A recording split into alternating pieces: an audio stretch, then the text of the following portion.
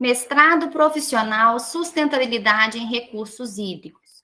Curso de capacitação profissional, os modelos de gestão do Serviço Público de Saneamento Básico, análise das limitações e potencialidades para a universalização deste serviço. Módulo 5, concessões de serviço público.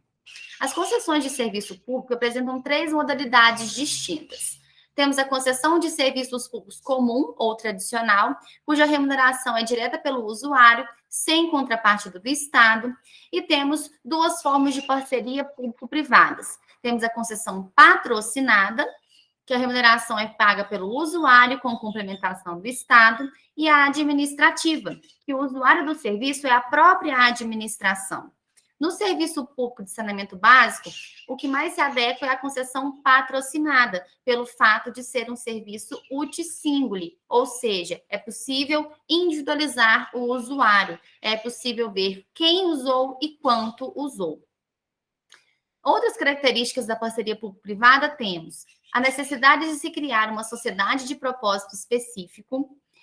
A parceria público-privada ela só pode ser firmada em contratações de valores superiores a 10 milhões de reais e que o período de prestação seja superior a 5 anos, e também é vedado para contratações cujo objeto único seja o fornecimento de mão de obra, o fornecimento e instalação de equipamentos ou a execução de obra pública. Como potencialidade desse modelo de gestão, temos a divisão dos riscos do empreendimento entre o poder público e o setor privado, conforme aponta Albuquerque Gonçalves em sua pesquisa realizada em 2014. Aplicação dos recursos disponíveis de forma estratégica, transferindo ao setor privado os riscos de construção e operação, evitando os limites impostos pela Lei de Responsabilidade Fiscal, com o consequente limite de endividamento do Estado, conforme afirma Leonete Santos Costa e Oliveira em sua pesquisa realizada em 2015. Segundo o escritório, também é uma potencialidade desse modelo, a facilidade de troca de funcionários pelo parceiro privado. E aqui a gente foca na desburocratização do parceiro privado, tanto para troca de funcionários, para contratação, para compras, tudo é mais desburocrático, tudo é mais fácil, o que torna a parceria público-privada mais eficiente, mais rápida. De acordo com Yuan e outros pesquisadores, em pesquisa realizada em 2010, também são potencialidades desse modelo: a transferência efetiva de riscos entre parceiros, redução de custos administrativos, redução dos problemas de restrições orçamentárias do parceiro público, fornecimento de produtos e serviços de melhor qualidade, melhoria dos prazos de entrega. Segundo Reis e Cabral, em pesquisa realizada em 2017, também são potencialidades as melhorias e inovações, maior eficiência operacional e distribuição de riscos entre as partes. Todavia, apresenta algumas limitações. Em pesquisa realizada por Araújo e outros pesquisadores em 2019, ele aponta como limitação o risco de contratação de um parceiro incapaz de implementar o projeto corretamente, devido às dificuldades de financiamento, problemas técnicos, baixa experiência e menor qualificação.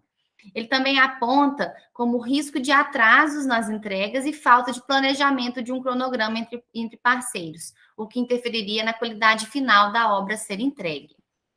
Hart, em pesquisa realizada em 2003, apontou como limitação a possibilidade da qualidade do serviço ser comprometida, já que o parceiro privado tem intuito de lucro e pode querer reduzir custos e, com isso, reduzir a qualidade do serviço. Ademais, existe também o risco de aumento das tarifas, já que não vai haver subsídios do Estado. O escritório, em 2010, afirma ainda a predisposição dos parceiros privados quererem atuar apenas em regiões de renda mais elevada, ignorando áreas que se apresentarem menos rentáveis. Já existem algumas parcerias privadas firmadas no Brasil, e vou falar para vocês de 2 parcerias que se mostraram eficazes diante da situação concreta. Foi uma parceria realizada entre o município de Rio Claro e a empresa BRK Ambiental no ano de 2007. O objeto do contrato era a prestação do serviço de operação e execução de obras de ampliação do sistema de esgotamento sanitário e drenagem. O município, à época da firmação do contrato, tinha apenas 12% de esgoto tratado. Já em 2010, apenas 3 anos depois, já conseguiu elevar o número para 55%. Atualmente, 100% da população já é atendida no serviço de coleta e 92% do esgoto gerado pelo município já é tratado. Ademais, os índices de entupimento do esgoto reduziram em 46% e os retornos de esgoto caíram mais de 90%. De acordo com a BRK Ambiental, para tanto, foram necessários investimentos superiores a 200 milhões de reais. Outro caso, outro exemplo real, que já está em vigor desde 2013, é a parceria público-privada entre a Companhia Pernambucana de Saneamento Básico, a Compesa, e a empresa também BRK Ambiental.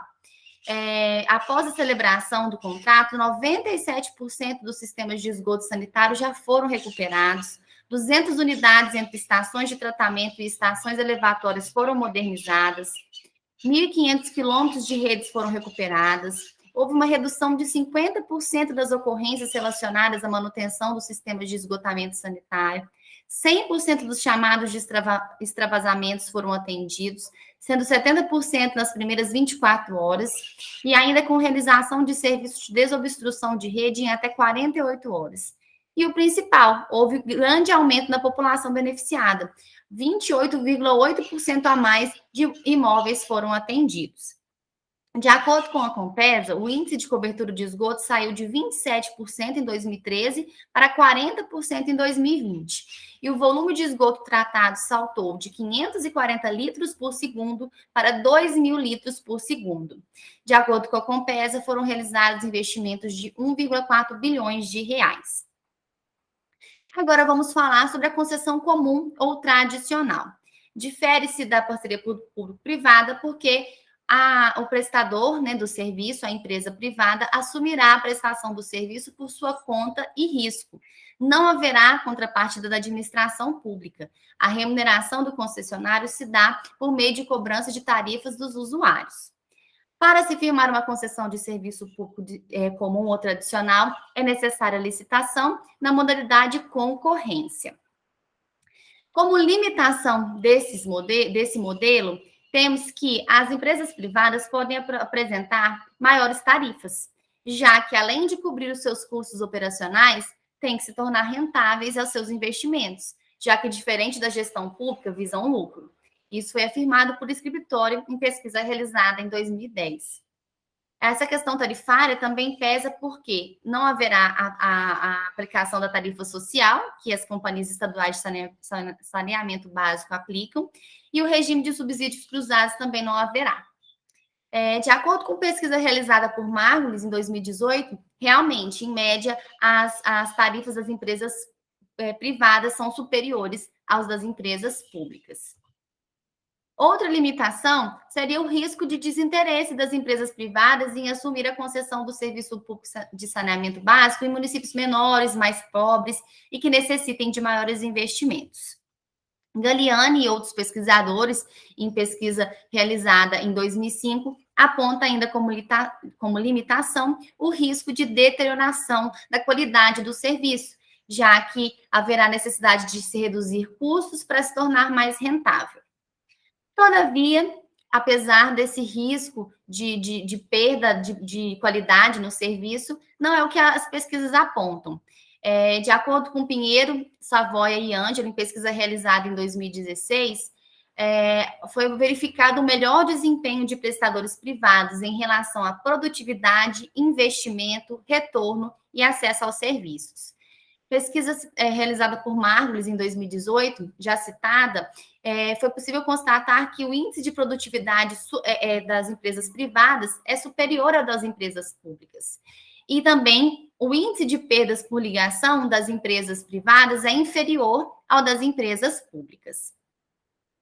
Também temos como potencialidade apontada por Lima, em pesquisa realizada em 2012, a ampliação da capacidade de geração própria de recursos, a transparência entre o poder concedente e a concessionária, a liberação financeira e gerencial para o Estado tratar de localidades urbanas e rurais marcadas pela baixa capacidade de geração de riquezas, e o melhor aproveitamento da capacidade técnica do setor já disponível. Venho aqui reforçar também potencialidades que estão também nas parcerias público-privadas, já citadas. Maior potencial de investimentos, maior agilidade, menor burocratização, maior capacidade técnica e financeira.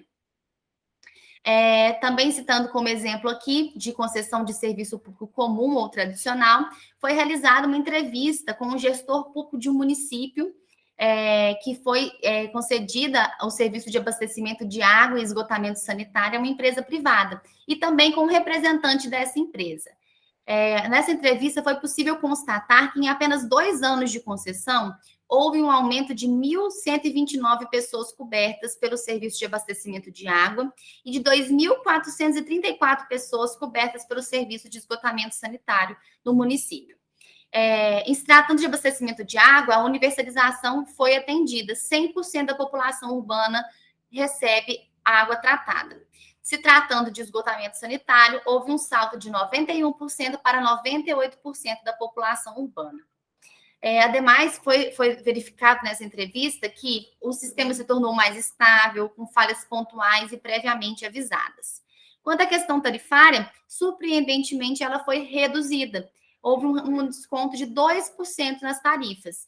Isso foi porque na licitação, o modelo que ganharia a licitação seria quem oferecesse maior desconto sobre o valor da tarifa atual. E a empresa vencedora ofereceu 2% de desconto. Claro que, posteriormente a isso, houve reajustes anuais. E, por fim, vem falar também da possibilidade de subdelegação. Com a Lei 14.026 de 2020, alterando a Lei 11.445 de 2007, o Marco Legal do Saneamento Básico, foi incluída a possibilidade do delegatário do serviço subdelegar o objeto contratado, observado o limite de 25%. Também é condicionada a comprovação técnica por parte do prestador de serviço e deverá ser demonstrados os benefícios em termos de eficiência e qualidade dos serviços públicos de saneamento básico.